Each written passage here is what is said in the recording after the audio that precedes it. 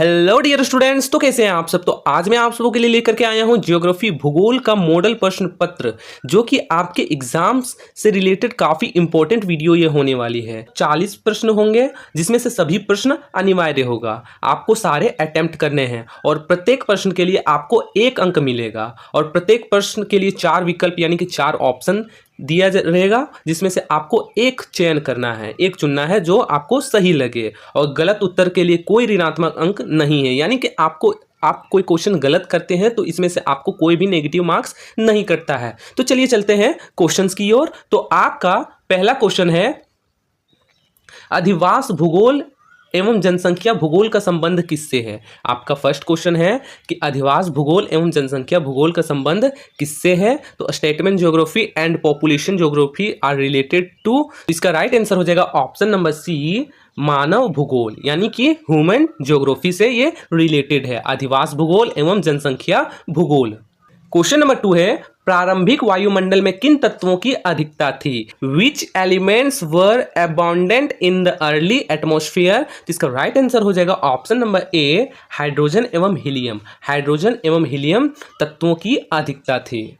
Question number 3 है, Gutenberg आसंत्य किन 2 परतों की सीमा को कहते हैं। यानी कि गुटेनबर्ग आसंत्य किन 2 परतों की सीमा को कहते हैं। तो इसका राइट आंसर हो जाएगा ऑप्शन नंबर बी, मेंटल और क्रोड। मेंटल और क्रोड की सीमा को गुटेनबर्ग आसंत्य कहते हैं।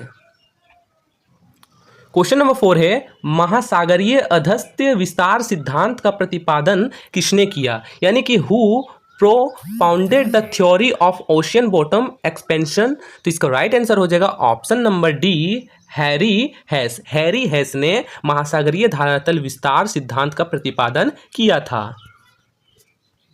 क्वेश्चन नंबर 5 है, निम्नलिखित में से कौन सा स्थल रूप पवन के अपरदनात्मक शक्ति द्वारा निर्मित नहीं होता है। तो इनमें से कौन है जो पवन के अपरदनात्मक शक्ति द्वारा निर्मित नहीं होता है। तो इसका राइट आंसर हो जाएगा ऑप्शन नंबर डी, बलुका स्तूप। बलुका स्तूप जो कि पवन के अपरदनात्मक शक्ति द्वारा निर्मित नहीं होता है।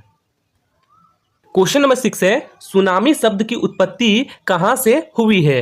Where does the word tsunami originate from. तो सुनामी शब्द की उत्पत्ति जापान से हुई है। सुनामी शब्द की उत्पत्ति जापान से हुई है। क्वेश्चन नंबर 7 है, निम्नलिखित में से किस ज्वालामुखी प्रकार से सर्वाधिक तरल लावा प्रवाहित होता है। यानी which of the following volcanic types contains the most liquid lava flows. तो इसका राइट आंसर हो जाएगा ऑप्शन नंबर डी, बेसाल्ट प्रवाह। बेसाल्ट प्रवाह टाइप का ज्वालामुखी जिसमें से सबसे तरल लावा प्रवाहित होती है। ऑप्शन नंबर डी, बेसाल्ट प्रवाह। क्वेश्चन नंबर 8 है, गर्मियों में उत्तरी मैदान में बहने वाली गर्म एवं शुष्क हवा को क्या कहा जाता है। उत्तरी मैदान में बहने वाली गर्म एवं शुष्क हवा को क्या कहा जाता है। जिसको इसका राइट आंसर हो जाएगा ऑप्शन नंबर बी, लू। लू कहा जाता है। क्वेश्चन नंबर 10 है, निम्न में कौन सा हिमनद द्वारा निर्मित निक्षेपित स्थल रूप है। यानी which of the following is a dispositional landform created by a glacier. तो इसका राइट आंसर हो जाएगा option number D, esker. Esker जो कि हिमनद द्वारा निर्मित निक्षेपित स्थल रूप है। क्वेश्चन नंबर 11 है, ज्वारीय परिकल्पना सर्वप्रथम किसने प्रस्तुत किया। यानी कि ज्वारीय परिकल्पना जो है वह सबसे पहले किसने प्रस्तुत किया। तो इसका राइट आंसर हो जाएगा ऑप्शन नंबर ए, जेम्स और जेफरीज ने। जेम्स और जेफरीज ने ज्वारीय परिकल्पना को सर्वप्रथम प्रस्तुत किया। क्वेश्चन नंबर 12 है, भौमिक प्राकृतिक आपदा के अंतर्गत निम्नलिखित में किसे सम्मिलित कर सकते हैं। यानी कि भौतिक प्राकृतिक आपदा में इनमें से किसको हम लोग सम्मिलित कर सकते हैं। इसका राइट आंसर हो जाएगा ऑप्शन नंबर सी, भूस्खलन यानी कि लैंडस्लाइड। लैंडस्लाइड को हम लोग शामिल कर सकते हैं भौमिक प्राकृतिक आपदा के अंतर्गत। क्वेश्चन नंबर 13 है, आपदा प्रबंधन अधिनियम कब पारित किया गया। तो आपदा प्रबंधन अधिनियम कब पारित किया गया। तो इसका राइट आंसर हो जाएगा ऑप्शन नंबर बी, 2005 यानी कि 2005।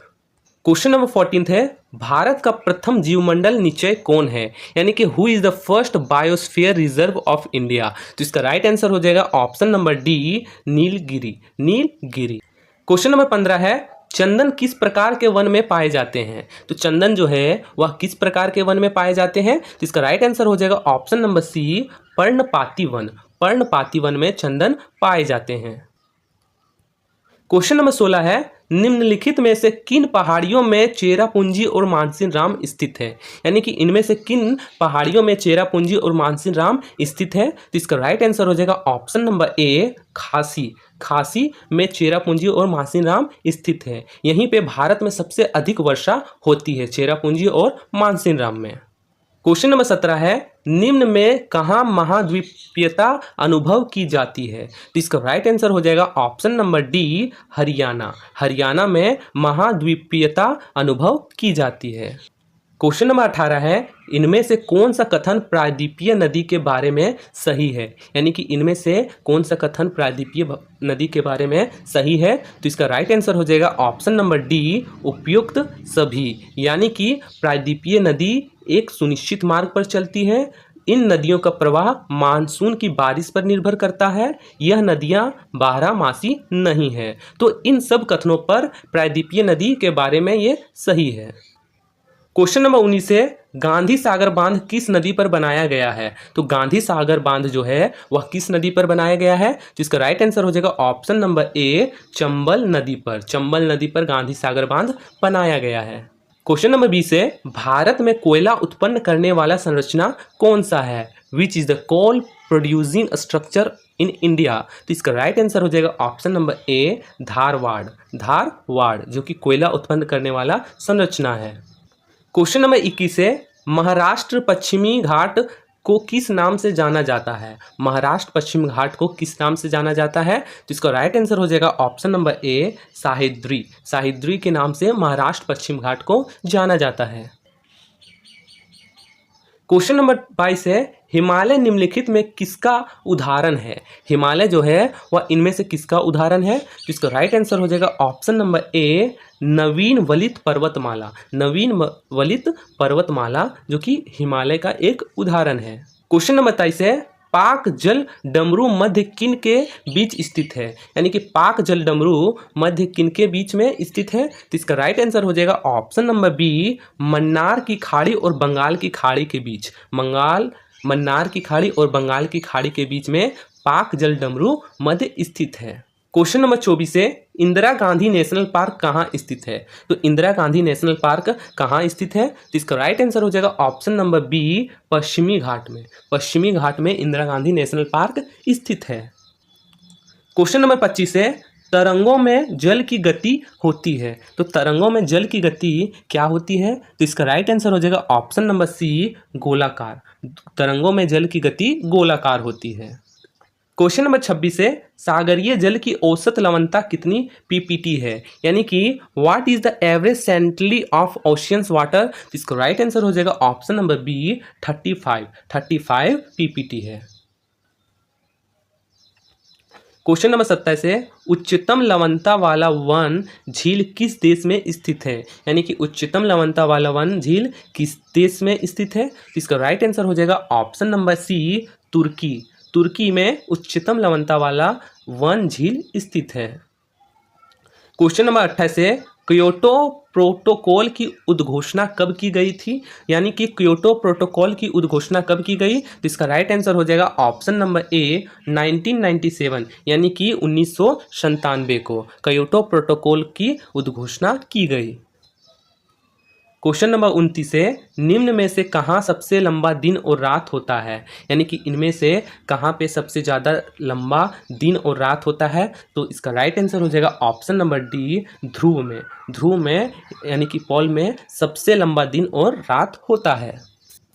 क्वेश्चन नंबर 30 है, संतृप्त वायु किस दिशा में संतृप्त नहीं रहेगी? यानी कि जो संतृप्त वायु है वह किस दिशा में संतृप्त नहीं रहेगी? तो इसका राइट आंसर हो जाएगा ऑप्शन नंबर सी, तापमान के बढ़ने पर। तापमान के बढ़ने पर जो संतृप्त वायु होती है वह संतृप्त नहीं रहती है। क्वेश्चन नंबर 31 है, पश्चाप बादल की ऊंचाई औसतन कितनी होती है? यानी कि जो पश्चाप बादल होता है उसका औसतन ऊंचाई कितना होता है? तो इसका राइट आंसर हो जाएगा ऑप्शन नंबर सी, 8000 से 12000 मीटर। 8000 से 12000 मीटर की ऊंचाई पर पश्चाप बादल होते हैं। क्वेश्चन नंबर 32 है, समदाब रेखाएं यदि दूर दूर हो तो वैसे क्षेत्र में दाब प्रवणता कैसी होती है, यानी कि जब समदाब रेखाएं दूर दूर होती है तो वैसे क्षेत्र में दाब प्रवणता कैसी होती है। तो इसका राइट आंसर हो जाएगा ऑप्शन नंबर बी, कम हो जाती है। ऐसे में दाब का प्रवणता कम हो जाता है। क्वेश्चन नंबर 33 है, सामान्यतः ऊंचाई के साथ तापमान घट जाता है, इसे कहा जाता है, यानी कि ऊंचाई के साथ तापमान का घटना इसे क्या कहा जाता है। तो इसका राइट आंसर हो जाएगा ऑप्शन नंबर बी, सामान्य हास्य दर। सामान्य हास्य दर कहा जाता है। क्वेश्चन नंबर 34 है, किस तिथि को सूर्य मकर रेखा पर लंबवत होता है, यानी कि कौन से डेट में जो सूर्य होता है वह मकर रेखा पर होता है। तो इसका राइट आंसर हो जाएगा ऑप्शन नंबर बी, 22 दिसंबर को। 22 दिसंबर को सूर्य मकर रेखा पर होता है।